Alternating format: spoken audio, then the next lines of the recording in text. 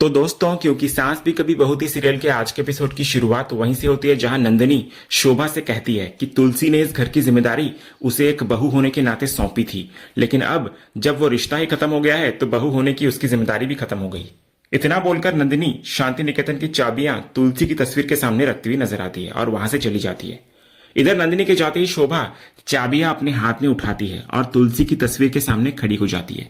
उसकी आंखों से लगातार आंसू बह रहे होते हैं। वो तस्वीर को देखकर रोते हुए बोलती है कि आखिर माँ ने ऐसा क्यों किया। ये घर तो हमेशा उन्हीं की वजह से घर था। उन्होंने ही इतने सालों तक पूरे परिवार को एक साथ जोड़े रखा था, लेकिन आज उन्हीं के एक फैसले ने पूरे परिवार की जिंदगी में अंधेरा भर दिया। शोभा बार बार यही सवाल करती है कि आखिर उन्हें इतना बड़ा कदम उठाने की जरूरत क्यों पड़ी। दूसरी तरफ कहानी जेल पहुंचती है। हम देखते हैं कि दो महिला हवलदार तुलसी को लेकर उसकी सेल की तरफ जा रही होती हैं। तभी पास वाली सेल में बंद कैदी औरतों के बीच जोर जोर से झगड़ा और शोर शराबा होने लगता है। दोनों महिला हवलदार तुरंत वहां पहुंचकर उन्हें डांटती है और किसी तरह छवि को शांत कराने की कोशिश करती है। उसी दौरान दूसरी महिला हवलदार तुलसी को उसकी सेल में बंद कराने जा रही होती है। तभी सामने वाले सेल से अचानक एक महिला पान थूकती है और उसका थूक सीधा महिला हवलदार पर आकर गिर जाता है। ये देखकर महिला हवलदार गुस्से में पूछती है कि ये किसने किया। तभी सामने से एक बेहद खतरनाक महिला दिखाई जाती है। उसके चारों तरफ कई कैदी औरतें खड़ी होती है, जिनको देखकर साफ लगता है कि जेल के अंदर वही सबसे दबंग और प्रभावशाली कैदी है और बाकी सभी उसे अपना लीडर मानती हैं। वो महिला बड़े रौब से महिला हवलदार से कहती है कि इतना चिल्लाने की जरूरत नहीं है, वो है यहाँ पर। लेकिन हैरानी की बात यह होती है कि महिला हवलदार भी उससे ज्यादा बहस नहीं करती और वहां से चली जाती है। ये पूरा दृश्य तुलसी चुपचाप देख रही होती है। उधर वो खतरनाक महिला भी लगातार तुलसी को गौर से देख रही होती है। इसके बाद महिला हवलदार तुलसी को उसकी सेल में बंद कर देती है। तभी उस खतरनाक महिला के एक साथी उससे कहती है कि जेल में नई मछली आई है और देखने से किसी बड़े और अमीर घर की लगती है। ये सुनकर वो महिला मुस्कुराते हुए कहती है कि फिर तो पार्टी बनती है। इसके बाद वो अपनी साथी को इशारा करके बोलती है कि जाकर इस नई कैदी का पूरा इतिहास और भूगोल पता करो। वो कौन है, कहां से आई है और आखिर किस जुर्म में जेल पहुंची है। दूसरी तरफ हम देखते हैं कि वैष्णवी आरती के पास आई हुई होती है और अपने कमरे में चुपचाप बैठी होती है। तभी आरती उसके पास आती है और कहती है कि जब से वो यहाँ आई है उसने पानी तक नहीं पिया। अगर वो कुछ खाएगी नहीं तो उसकी तबीयत और खराब हो जाएगी। लेकिन वैष्णवी टूटे हुए मन से कहती है कि अब तो वो यही चाहती है कि उसकी मौत हो जाए। ये सुनकर आरती घबरा जाती है। वो उसको डांटते हुए कहती है कि वो ऐसी बातें क्यों कर रही है। फिर प्यार से उसका चेहरा अपनी तरफ करके पूछती है कि आखिर हुआ क्या है। इतना सुनते ही वैष्णवी खुद को रोक नहीं पाती और फूट फूट कर रोने लगती है। वो कहती है कि आखिर वो क्या बताए। उसकी पूरी जिंदगी बर्बाद हो चुकी है, अब कुछ भी पहले जैसा नहीं रहा। तब आरती उसको समझाती है कि उसे काकी की बात याद है ना। काकी हमेशा कहती थी कि मन में जो भी दर्द हो उसे अपने किसी अपने से कह देना चाहिए। ऐसा करने से दिल का बोझ हल्का हो जाता है। लेकिन वैष्णवी रोते हुए बार बार यही कहती रहती है कि अब कुछ भी ठीक नहीं हो सकता। तभी आरती एक बार फिर उससे हाथ जोड़कर बोलती है कि वो उसे सब कुछ बता दे। तो आखिरकार वैष्णवी टूट जाती है। वो कहती है कि उसने कभी सपने में भी सोचा नहीं था कि उसके साथ ऐसा होगा। इसके बाद वो खंडाला में उसके साथ जो कुछ हुआ वो पूरी घटना आरती को बता देती है। रोते हुए वो कहती है कि जिस इंसान से उसने सच्चा प्यार किया उसी ने उसके साथ सबसे बड़ा धोखा किया। वो आगे बोलती है कि अगर उस समय काकी वहां नहीं पहुंचती तो शायद आज वो जिंदा भी नहीं होती। काकी ने उसकी जान बचाने के लिए पार्थ को गोली मार दी, लेकिन आज उसी के कारण काकी जेल में है। उसकी वजह से उन्हें इतनी बड़ी सजा भुगतनी पड़ रही है। वैष्णवी खुद को दोष देते हुए कहती है कि इससे अच्छा होता कि वो अंजार में ही रहती और कभी शांति निकेतन आती ही नहीं। इस पर आरती उसको समझाती है कि इसमें उसकी कोई गलती नहीं है। इंसान के साथ क्या होने वाला है ये किसी को पहले से पता नहीं होता। जो किस्मत में लिखा होता है वही होकर रहता है। लेकिन वैष्णवी रोते हुए पूछती है कि आखिर उसके साथ ही ऐसा क्यों हुआ। उसने तो सिर्फ सच्चा प्यार किया था, फिर उसी की लाइफ क्यों बर्बाद हुई और उसकी वजह से काकी को भी ये सब क्यों सहना पड़ रहा है। तभी आरती उससे पूछती है कि आखिर वहां हुआ क्या था। इस पर वैष्णवी बोलती है कि उसे कुछ भी याद नहीं है। वो तो वहीं पर बेहोश हो गई थी। उसके बाद क्या हुआ, कैसे हुआ, उसे कुछ भी नहीं पता। वो कहती है कि उसके मन में भी बहुत सारे सवाल हैं जिनका जवाब उसे खुद नहीं मिल रहा। आखिर उस दिन उसके बेहोश होने के बाद क्या हुआ ये सोच सोचकर वो खुद भी उलझ गई है। इतना कहते कहते वैष्णवी फिर से रोने लग जाती है। तब आरती उसको समझाती है कि जब तक उसे अपने हर सवाल का जवाब नहीं मिलेगा तब तक उसके दिल का बोझ भी हल्का नहीं होगा। इसलिए वो वैष्णवी से बोलती है कि अब समय आ गया है कि वो अपने हर सवाल का जवाब खुद जाकर मांगे। तो दोस्तों, अगले सीन में हम देखते हैं कि तुलसी अपनी सेल में चुपचाप बैठी होती है। तभी अचानक से वहां एक चूहा आ जाता है। उसको देखकर तुलसी के साथ वाली कैदी घबरा जाती है और जोर जोर से चिल्लाने लगती है, लेकिन तुलसी पर इसका कोई असर नहीं पड़ता। वो बिना कुछ बोले उसी तरह खामोश बैठी रहती है। शोर सुनकर हवलदार वहां आती है और उस कैदी को डांटते हुए कहती है कि आखिर इतनी जोर से क्यों चिल्ला रही है वो? क्या चूहा उसे खा जाएगा? चुपचाप सो जाए वो। इसके बाद वो कैदी तुलसी को जाकर पूछती है कि इस जेल में हर जगह चूहे घूमते रहते हैं, फिर भी उसे डर नहीं लगता क्या? लेकिन तुलसी उसकी बात का कोई जवाब नहीं देती। वो अपने ही ख्यालों में खोई चुपचाप बैठी रहती है। तभी उसी समय हम देखते हैं कि उस खतरनाक महिला की एक साथी महिला हवलदार के पास आती है और कहती है कि तुलसी की सेल खोल दी जाए, उसे अंदर जाना है। तो महिला हवलदार बिना कुछ पूछे सेल का दरवाजा खोल देती है। जैसे ही वो महिला अंदर आती है, वो अचानक तुलसी के गले पर चाकू रख देती है। ये देखकर तुलसी के साथ वाली कैदी घबराती है और उसको रोकते हुए कहती है कि तुलसी को छोड़ दे, लेकिन वो महिला उसे भी डांट कर चुप रहने के लिए कहती है। इसके बाद वो तुलसी के गले पर चाकू टिकाए हुए कहती है कि उसने तो तुलसी को एक छोटी मछली समझा था, लेकिन वो तो शेरनी निकली। वो कहती है कि उसने बहुत से ऐसे लोगों को देखा है जो किसी का कत्ल करके जेल आए हैं, लेकिन अपने ही बेटे और अपने ही पोते का खून करके जेल आने वाली औरत पहली बार देख रही है। वो ताना मारते हुए कहती है कि तुलसी बहुत खतरनाक औरत है। इतने में तुलसी के साथ वाली कैदी फिर से उसको रोकने की कोशिश करती है और कहती है कि अगर उसने तुलसी को नहीं छोड़ा तो वो वार्डन को बुला देगी। इस पर वो महिला चाकू दिखाते हुए उसको धमकाती है और कहती है कि चुपचाप बैठी रहे, अगर उसने ज्यादा होशियारी दिखाई तो अंजाम अच्छा नहीं होगा। फिर वो घमंड से कहती है कि पूरे जेल में अरुंधति माई का राज चलता है और उनके गैंग से टकराने की हिम्मत किसी में नहीं है। इसी दौरान तुलसी पहली बार गुस्से से उसकी आंखों में आंखें डालकर देखने लगती है। तो ये देखकर वो महिला भड़क जाती है और पूछती है वो ऐसे क्या घूर रही है उसे। तब तुलसी बिल्कुल शांत लेकिन सख्त आवाज में कहती है कि वो पहली बार जेल नहीं आई है। अपने बेटे का खून करने के आरोप में वो पहले भी जेल की सजा काट चुकी है। ये सुनकर वो महिला कुछ पल के लिए चुप हो जाती है, लेकिन फिर भी रौब दिखाते हुए तुलसी को कहती है कि उठकर किसी दूसरे कोने में जाकर बैठ जाए। तुलसी उससे पूछती है क्यों? तो वो महिला बोलती है क्योंकि उस जगह पर अब वही सोएगी, मानो उस जगह पर उसी का नाम लिखा हो। तभी तुलसी के साथ वाली कैदी धीरे से बोलती है कि वो तुलसी को समझा देगी। इस पर वो महिला उसको आदेश देती है कि तुलसी को जेल के सारे नियम कानून अच्छी तरह समझा दे। इतना बोलकर वो जबरदस्ती तुलसी की जगह पर जाकर बैठ जाती है। इसके बाद तुलसी की साथी उनके लिए एक कोने में अलग से बिस्तर बिछा देती है और धीरे से बोलती है कि उसे इन लोगों से उलझना नहीं चाहिए, क्योंकि पूरे जेल में अरुंधति माई का दबदबा है। जेलर से लेकर वार्डन तक सभी पर उसका असर चलता है, इसलिए जितना हो सके उससे दूर ही रहना बेहतर होगा।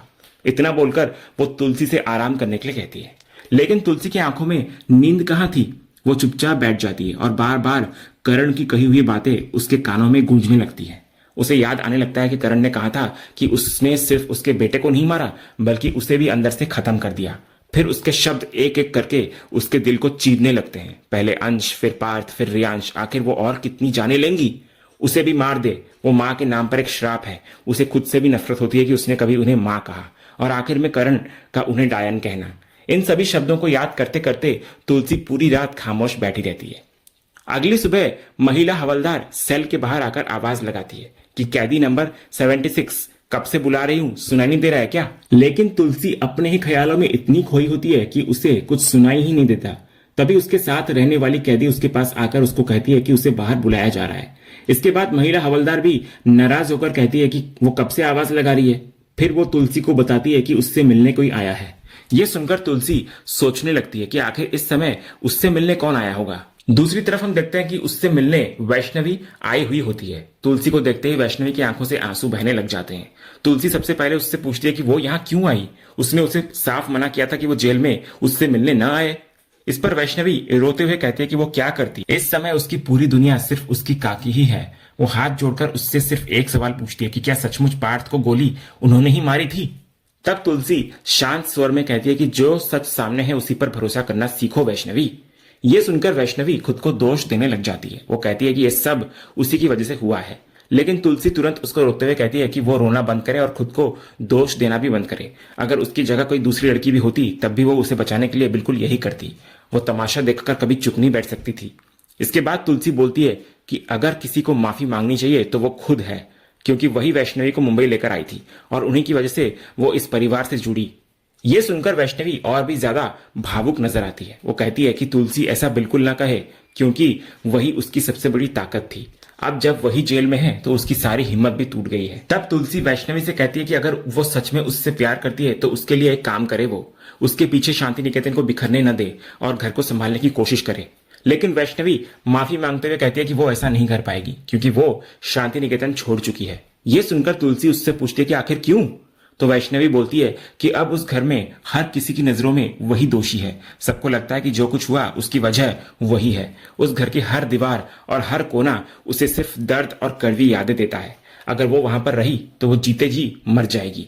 तब तुलसी उसको समझाती है कि अब उसे खुद को संभालना होगा, टूटना नहीं है, उसे अपने पैरों पर खड़ा होना है और हिम्मत के साथ अपनी जिंदगी दोबारा शुरू करनी होगी उसे।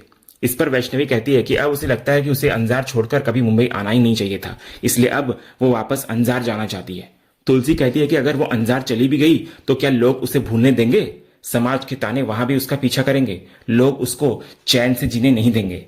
लेकिन अगर उसने जाने का फैसला कर ही लिया है तो वो उसे रोकेगी नहीं। बस इतना जरूर कहेंगी कि लोग चाहे कुछ भी कहे, उसे हर हाल में हिम्मत के साथ अपने पैरों पर खड़ा होना होगा, क्योंकि ऐसे मुश्किल समय में औरत का साथ कोई नहीं देता। तब वैष्णवी भावुक होकर पूछती है कि और उनका क्या होगा, यानी कि तुलसी का। तो तुलसी मुस्कुराने की कोशिश करते हुए कहती है कि उसने अपनी जिंदगी जी ली है, जितनी बची है वो भी किसी तरह कट जाएगी। लेकिन वैष्णवी अभी बहुत छोटी है, उसे अपने लिए नए सपने देखने होंगे और उसे पूरा करने की हिम्मत भी जुटानी होगी। तुलसी बोलती है कि जब वो अपने सपनों को पूरा करेगी तो उसे ऐसा लगेगा जैसे उसकी अपनी जिंदगी आगे बढ़ रही है। आखिर में वो वैष्णवी से कहती है कि वो अपना पूरा ध्यान रखे और जिंदगी में कभी टूटने न दे खुद को। तभी महिला हवलदार आकर बोलती है कि मिलने का समय खत्म हो गया है। ये सुनकर वैष्णवी आखिरी बार रोते हुए तुलसी से माफी मांगती है, लेकिन तुलसी कुछ बोलती नहीं, सिर्फ प्यार से उसके सिर पर अपना सिर रख देती है। इसके बाद दोनों भारी मन से एक दूसरे से अलग हो जाती हैं। तो दोस्तों, अगला सीन हमें शांति निकेतन का दिखाया जाता है, जहां घर के हॉल में बीचों बीच मेज पर शांति निकेतन की चाबियां रखी होती है। पूरा परिवार वहीं पर मौजूद होता है, लेकिन किसी की हिम्मत नहीं होती कि उन चाबियों को उठाए। तभी शोभा चुप्पी तोड़ते हुए कहती है कि ये चाबियां इस तरह हमेशा मेज पर नहीं पड़ी रह सकती। घर की जिम्मेदारी किसी न किसी को तो संभालनी ही पड़ेगी। आखिर ये जिम्मेदारी कौन उठाएगा? तभी गौतम आगे बढ़कर कहता है कि वो ये जिम्मेदारी संभालेगा। इतना बोलकर वो मेज पर रखी चाबियां अपने हाथ में उठा लेता है और पूरे परिवार के सामने बोलता है कि वो इस घर का सबसे बड़ा बेटा है। अभी माँ घर पर नहीं है, इसलिए जब तक वो वापस नहीं आ जाती तब तक शांति निकेतन की पूरी जिम्मेदारी वही संभालेगा। इतने में करण वहां आ जाता है और गौतम की आखिरी बात को सुन लेता है। वो तुरंत उसको रोकते हुए कहता है, एक मिनट। फिर वो गौतम के सामने आकर पूछता है कि उसने अभी क्या कहा? क्या उसने ये कहा कि माँ वापस आ जाएंगी? इसके बाद करण गुस्से में बोलता है कि गौतम कान खोलकर सुन ले, वो औरत अभी इस घर में कभी वापस नहीं आएगी। करण यही नहीं रुकता, वो गुस्से में तुलसी को खूनी कहता है और साफ शब्दों में कहता है कि वो इस घर में दोबारा कभी कदम नहीं रख सकती।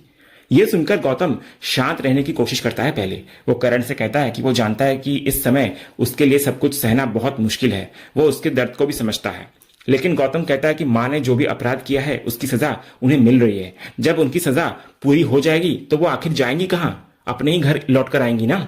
लेकिन करण जोर से चिल्लाकर कहता है कि नहीं, वो कभी वापस नहीं आएंगी। वो कहता है कि कानून की नजर में भले ही 10 साल की सजा काफी हो, लेकिन उसकी नजर में तुलसी की सजा तब तक खत्म नहीं होगी जब तक वो जिंदा है। करण गुस्से में फिर तुलसी को डायन कहता है और दोबारा कहता है कि वो इस घर में कभी वापस नहीं आएंगी। यह सुनकर शोभा और गौतम दोनों करण को रोकने की कोशिश करते हैं। गौतम तो गुस्से में करण से बोलता है कि वो अपनी जुबान संभाल कर बात करे, क्योंकि तुलसी उसकी माँ है। फिर गौतम कहता है कि माँ इस घर में आएंगी या नहीं, इसका फैसला करने वाला करण होता कौन है? लेकिन करण बिना पीछे हटे कहता है कि फैसला वही करेगा, सिर्फ एक बार नहीं बल्कि 1000 बार करेगा, क्योंकि उस औरत ने उसके बेटे की जान ली है, इसलिए वो किसी भी कीमत पर उसे घर में दोबारा कदम रखने नहीं देगा। तभी दामिनी करण को रोकते हुए कहती है कि अब बहुत हो चुका, वो माँ के बारे में अब एक शब्द भी नहीं बोलेगा। लेकिन गौतम खुद दामिनी से कहता है कि करण बोल सकता है और वो बोल भी रहा है, और वो इसीलिए क्योंकि तुलसी उसकी सगी माँ नहीं है। ये सुनते ही करण और भड़क जाता है। वो गौतम से पूछता है कि अगर आज उसके बेटे की मौत हुई होती तो क्या तब भी वो इसी तरह शांत रहकर बातें करता? इतना सुनते ही गौतम गुस्से में करण पर चिल्ला उठता है। लेकिन करण बोलता है कि सिर्फ ये बात सुनकर ही गौतम की हालत बदल गई, जबकि वो खुद हर पल अपने बेटे की मौत का दर्द जी रहा है। गौतम का बेटा अभी जिंदा है, इसलिए वो उसके दर्द को कभी समझ ही नहीं सकता। करण दोबारा बोलता है कि इस घर में तुलसी के लौटने का फैसला वही करेगा और वो उन्हें कभी इस घर में वापस आने नहीं देगा। इस पर गौतम भी ऊंची आवाज में बोलता है कि वो अपनी मां के खिलाफ अब एक शब्द भी नहीं सुनेगा। वहीं करण भी साफ कहता है कि उसके लिए तुलसी सिर्फ उसके बेटे की कातिल है। ऐसे करके दोनों भाइयों के बीच बहस इतनी बढ़ जाती है कि पूरा घर दहल उठता है। तभी अचानक गायत्री जोर से दोनों को चुप रहने के लिए कहती है। वो दोनों को समझाते हुए कहती है कि इस घर ने पहले ही बहुत मातम देख लिया है। अब अगर घर के अपने ही लोग आपस में लड़ेंगे तो ये परिवार पूरी तरह टूट जाएगा। इसके बाद गायत्री बोलती है कि अभी तुलसी की सजा पूरी होने में बहुत समय है, तब तक शांति निकेतन की जिम्मेदारी वो खुद संभालेंगी। इतना बोलकर गायत्री अपना हाथ आगे बढ़ाती है तो गौतम बिना कुछ कहे घर की चाबियां उनके हाथ में रख देता है। अगले सीन में कहानी जेल पहुंचती है। हम देखते हैं कि जेल के अंदर अरुंधति अपने गैंग के साथ कैदियों से जबरन पैसे वसूल रही होती है। उधर तुलसी अपने हिस्से का काम कर रही होती है और बर्तन साफ कर रही होती है। काम करते करते उसकी नजर अरुंधति पर पड़ती है। वो देखती है कि डर के मारे सभी कैदी बिना कुछ कहे उसको पैसे दे रहे हैं। तभी एक कैदी महिला हाथ जोड़कर अरुंधति से कहती है कि आज उसके पास पैसे नहीं है, अगर वो चाहे तो अगले दिन पैसे दे देगी। लेकिन उसकी ये बात पूरी होने से पहले ही अरुंधति उसे एक जोरदार थप्पड़ मार देती है। फिर वो उसको धमकाते हुए कहती है कि अगर जेल में रहना है तो हर हफ्ते उसे पैसे देने ही पड़ेंगे। वो कहती है कि अगले दिन उसको 2 गुने पैसे देने होंगे, अगर ऐसा नहीं हुआ तो उसके हाथ ही सलामत नहीं बचेंगे। इतना बोलकर अरुंधति अपने साथियों के साथ वहां से चली जाती है। ये सब देखकर तुलसी तुरंत जेलर के पास जाती है और उन्हें पूरी घटना बताती है। वो कहती है कि अभी अभी एक कैदी को मारा गया है, जेल के अंदर जबरन हफ्ता वसूला जा रहा है, यहाँ स्मगलिंग भी हो रही है, इसलिए जेल प्रशासन को तुरंत कार्रवाई करनी चाहिए। लेकिन जेलर उसकी बात को पूरी तरह इग्नोर कर देती है और कहती है कि जेल में ऐसा कुछ भी नहीं होता। ये सुनकर तुलसी हैरान नजर आती है। वो जेलर को रोकते हुए कहती है कि उसने अपनी आंखों से सब कुछ देखा है, कैदियों से पैसे वसूले जा रहे हैं, उनके साथ मारपीट हो रही है और खुलेआम गैर कानूनी काम चल रहे हैं, फिर भी जेल प्रशासन कैसे कह सकता है कि यहाँ कुछ नहीं हो रहा। तब जेलर मजबूरी में अपनी चुप्पी तोड़ती है। वो कहती है कि उसे अपने परिवार की जान बहुत प्यारी है। इसके बाद वो बताती है कि अरुंधति कोई मामूली कैदी नहीं है, उसकी पहुंच जेल के अंदर भी है और जेल के बाहर भी। अगर उन्होंने उसके खिलाफ जाने की कोशिश की तो न सिर्फ उसकी बल्कि उसके पूरे परिवार की जान खतरे में पड़ जाएगी। जेलर आगे बोलती है कि इस जेल को चलाने के लिए भले ही कानून कुछ और कहते हों, लेकिन यहाँ अरुंधति के अपने अलग कानून चलते हैं। मजबूरी में उन्हें दोनों के बीच संतुलन बनाकर चलना पड़ता है। आखिर में वो तुलसी को समझाती है कि वो अपने काम से काम रखे, जितना कहा जाए उतना ही करे, और सबसे जरूरी बात कि किसी भी मुसीबत से दूर रहे। इतना बोलकर जेलर वहां से चली जाती है। उधर तुलसी वहीं खड़ी खड़ी जेलर की हर बात के बारे में सोचने लगती है और इसी सोच के साथ आज का ये एपिसोड यहीं पर खत्म होता है। तो दोस्तों, आपको आज के एपिसोड का कौन सा सीन सबसे ज्यादा पसंद आया हमें कमेंट बॉक्स में जरूर बताएं। अगर आप क्योंकि सास भी कभी बहू के फैन हैं और कोई भी अपडेट मिस नहीं करना चाहते तो हमारे इस चैनल को सब्सक्राइब करना ना भूलें और बेल आइकन को भी जरूर दबाएं। हम मिलते हैं अगले एपिसोड के अपडेट के साथ, तब तक के लिए धन्यवाद।